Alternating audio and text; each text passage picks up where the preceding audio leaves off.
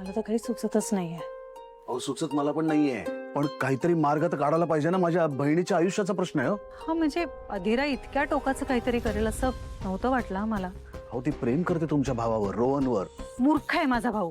आणि त्याचं तुमच्यावरती प्रेम आहे. हे असलं प्रेम काय कामाचं आहे सांगा बरं. हे बघ, आता त्याच्यावर काही बोलण्यात अर्थ नाहीये. नाही पण माझंच चुकलं. म्हणजे कशी काय गाफील राहिले मी.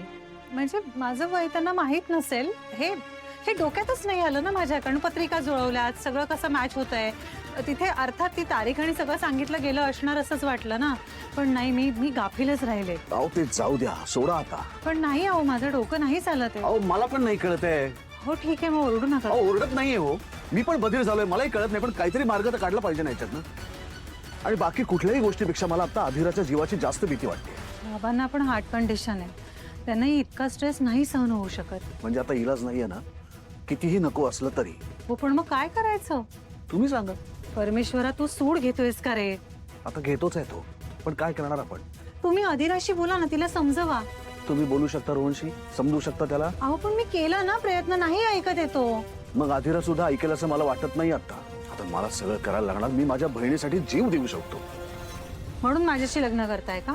अहो आता असं काहीतरी शब्दांचा खेळ करू नका हो. मला नाही काही दुसरा पर्याय सुचत आहे. अहो पण हे कसं होईल. मी काय म्हणतो, आजची वेळ आपण निभावून येऊ. आणि पुढे. हे बघा, पुढचा विचार करण्याइतपत वेळ नाही आता आपल्याकडे. आज जर अधीराचा साखरपुडा नाही झाला ना, तर उद्या ती काय करेल याची मला कल्पनाही करवत नाहीये. मी हात जोडतो तुमच्या पुढे. मला माहिती आहे आता या क्षणी मी तुम्हाला खूप स्वार्थी माणूस वाटेल. मला माहिती आहे तुमचा माझ्यावरती राग आहे आणि मलाही तुम्ही फारशा आवडत नाही. आपल्या एकमेकांशी पटत नाही तरी सुद्धा. नाही अहो, हे सगळं भयंकर स्वप्न वाटतंय मला. वाटतंय नाही, आहेच आहे. पण आता माझ्या बहिणीच्या आणि तुमच्या भावाच्या सुखासाठी आपल्याला हे भयंकर स्वप्न प्रत्यक्षात जगावं लागणार.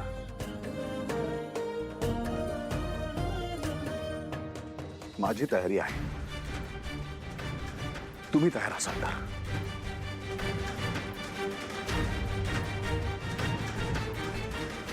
माझ्या तयारीचं काय हो, भिंडवडे निघालेत माझ्या आयुष्याचे.